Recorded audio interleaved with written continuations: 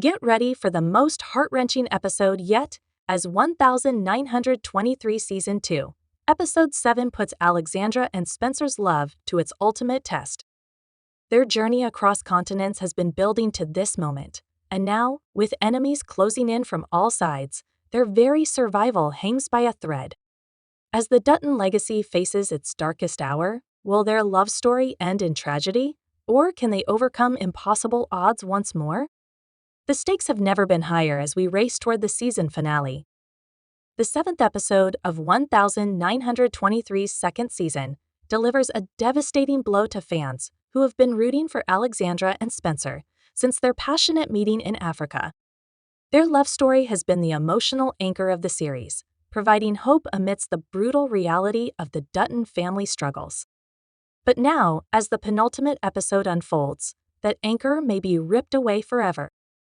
The episode opens with Alexandra awakening alone in their hotel room, Spencer's side of the bed empty and cold. The note beside her pillow simply reads, "I'll return by nightfall. Stay inside." But as hours pass and the sun begins to set, Alexandra's worry turns to dread. Spencer has never broken a promise to her before. Meanwhile, Spencer finds himself cornered in a dark alley across town, surrounded by men working for Alexandra's jilted former fiancé. "Your time running is over, Dutton," their leader snarls, revealing a telegram that shows they've been tracking the couple's movements across Europe. Spencer, ever the survivor of World War I horrors, and the African wilderness, sizes up his opponents with the calculated calm we've come to expect from him. But even he cannot fight 6 armed men. The ensuing struggle is brutal and swift, leaving Spencer bloodied on the cobblestone street as rain begins to fall, washing his blood into the gutters of the foreign city they'd hoped would be their sanctuary. Back at the Yellowstone ranch, patriarch Jacob Dutton receives a mysterious telegram that causes his weathered face to pale. He doesn't share its contents with Kara immediately, instead staring out across the vast Montana landscape his family has fought and died to protect. "Some legacies," he finally murmurs, "are built on sacrifice too great to bear." Kara, who has weathered decades of Dutton tragedies, recognizes the look in her husband's eyes. It's the same look he had when they lost their son. "Tell me," she demands, steeling herself for news that might shatter what remains of their family. The telegram, it's revealed, contains information about Spencer's last known whereabouts and a troubling report of violence involving an American matching his description. Jacob and Kara must now make an impossible decision: continue fighting their local battles against Banner Creighton and his powerful backers, who threaten their land, or send what little help they can spare across oceans to save the nephew who may be their last hope for continuing the Dutton line. Their conversation, held in hushed tones by firelight, reveals the true weight of the Dutton legacy and the terrible price it demands from each generation.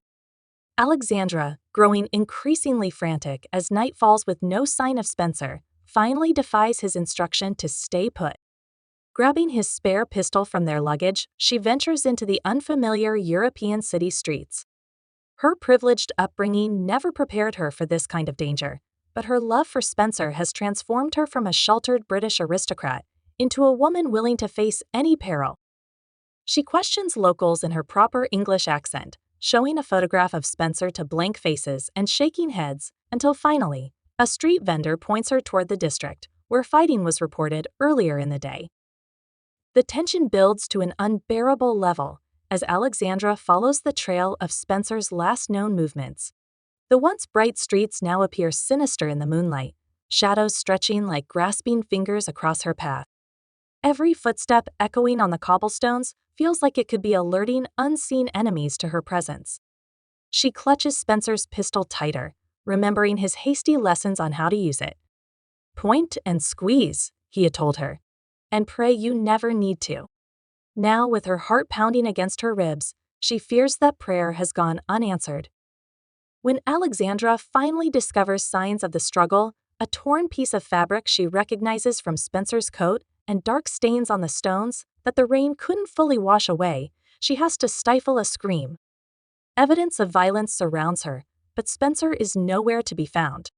Was he taken? Is he dead? The questions torment her as she searches desperately for any clue to his fate.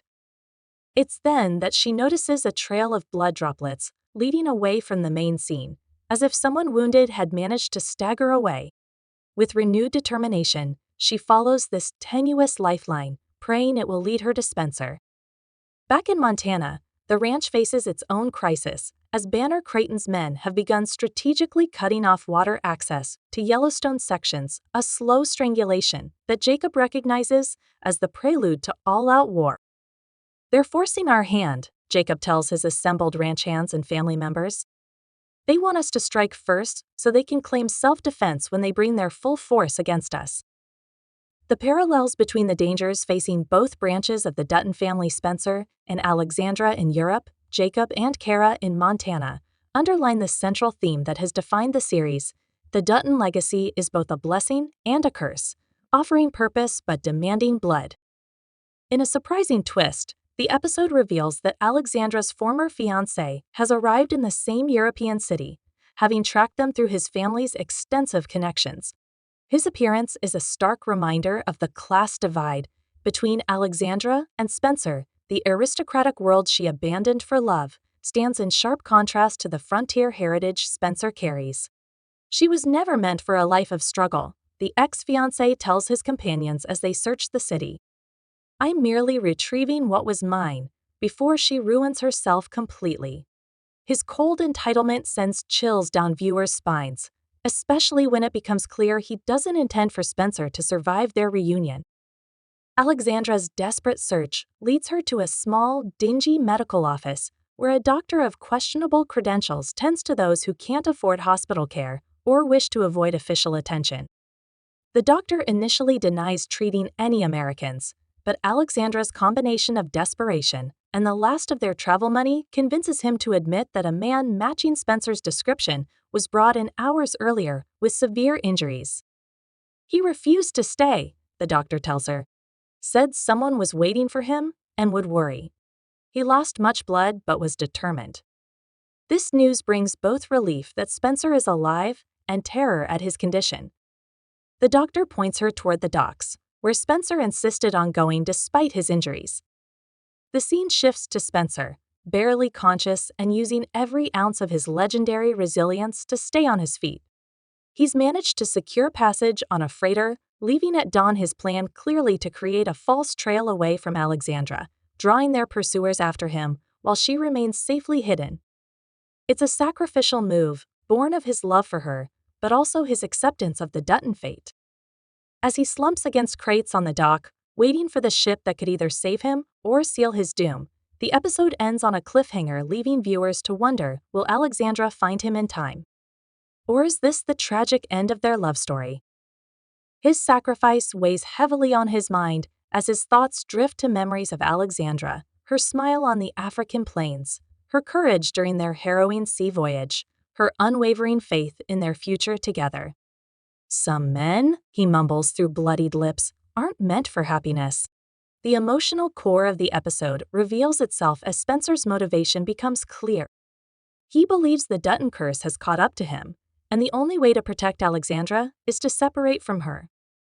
His decision mirrors the sacrifices made by Duttons before him, placing family obligation and the protection of loved ones above personal happiness. As dawn approaches, Spencer's condition worsens. The blood loss and trauma have taken their toll, and he drifts in and out of consciousness on the dock. In these delirious moments, he converses with ghosts of his past, his brother, killed in World War I.e., his father, who died when he was young, and, most hauntingly, his future children with Alexandra, who now may never exist. Meanwhile, Alexandra's race against time intensifies. She navigates the unfamiliar port, frantically questioning sailors and dockworkers about an injured American. The language barrier complicates her search, but her desperation transcends words. She shows Spencer's photograph, mimes injuries, and offers what little money they have left for information. The docks are a dangerous place for a woman alone, especially one as obviously out of place as Alexandra, with her refined accent and manner. Several times, she narrowly avoids troubling encounters, her hand never straying far from Spencer's pistol. Her transformation from sheltered aristocrat to survivor is nearly complete, forged in the crucible of her love for Spencer and the dangers that have followed them across continents. In a parallel storyline at the Yellowstone ranch, Kara makes a decision that will have far-reaching consequences. Without telling Jacob, she sends a telegram to an old connection in Europe, someone from her life before marrying into the Dutton family. "I would not ask if any other option remained," her message reads. "My nephew Spencer and his fiancée Alexandra are in grave danger. Any help you can provide will not be forgotten." This subplot reveals new depths to Kara's character and history, suggesting she has resources and connections from her past that she's kept hidden even from Jacob. Her willingness to reveal these secrets now underscores the dire situation Spencer and Alexandra face. The episode builds toward its climax as Alexandra finally spots a familiar form slumped among cargo containers near a ship preparing to depart. Her cry of relief quickly turns to horror as she realizes the severity of Spencer's condition. When she reaches him, his skin is ashen and cold, his breathing shallow. "You weren't supposed to find me," he whispers, his voice barely audible over the harbor sounds. "They'll follow me, not you. You can go home." Alexandra's response is immediate and fierce. "You are my home. Wherever you go, I go. Whatever fate comes, we face it together." Their reunion is both tender and heartbreaking, leaving viewers wondering if this might be their final moments together. As Alexandra attempts to help Spencer to his feet, planning to find better medical help than the questionable doctor provided, they're suddenly surrounded by the henchmen who attacked Spencer earlier, now joined by Alexandra's former fiancé. "This sad display only confirms what I told your father," he says to Alexandra, looking with disgust at Spencer's condition. "You've thrown yourself away on a dying breed, a man with nothing to offer but violence and struggle." Alexandra places herself between Spencer and the men, the pistol now drawn and aimed with trembling hands. The standoff creates unbearable tension, especially as Spencer tries and fails to stand, too weakened by his injuries to protect her as he's always done before. The former fiancé makes his offer with cold precision. Alexandra can return to England with him, resume her position in society with a suitable story explaining her absence, and Spencer will be allowed to leave on the freighter alone, but alive. Refuse, and both will die on the docks, their bodies dumped in the harbor to be discovered days later if ever. "There is no scenario where you leave together," he tells them. "The only question is whether one or both of you dies today." Alexandra's response showcases how far she's come from the naive young woman who first appeared in the series. "You never understood me.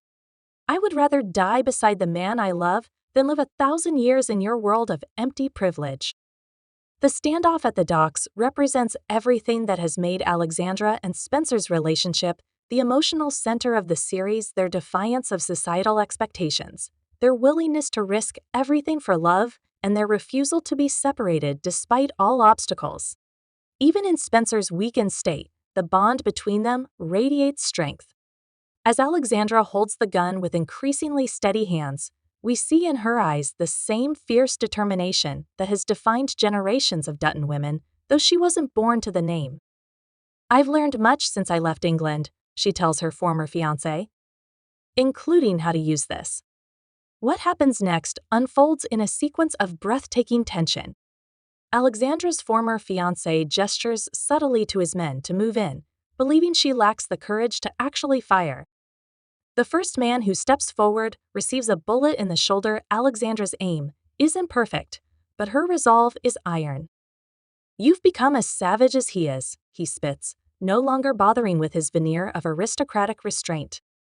Alexandra's response is calm, despite the chaos unfolding. "No. I've become free." The commotion attracts the attention of dockworkers and sailors, creating witnesses that complicate the former fiancé's plan for a clean disposal of bodies. As he hesitates, calculating this new variable, Spencer manages to find one last reserve of strength. Years of survival against impossible odds in war, in the African wilderness, in the continuing battles of the Dutton legacy, have given him the ability to push beyond normal human limits. He rises behind Alexandra, bloody but unbowed, a living embodiment of the Dutton refusal to surrender. "You should have made sure I was dead the first time," he tells the men who attacked him earlier. In Montana, tension likewise reaches its breaking point as Banner Creighton's men make their boldest move yet, damming the creek that provides essential water to the Yellowstone Ranch's northern pastures. When Jacob's ranch hands discover the blockage and the armed men guarding it, a firefight erupts that will have consequences throughout the territory. The parallel crises on two continents reinforce the sense that the Dutton family is fighting for its very existence on all fronts. Kara, receiving no immediate response to her telegram seeking help for Spencer and Alexandra, makes a decision that reveals the steel at her core. If they want war, we'll give them war.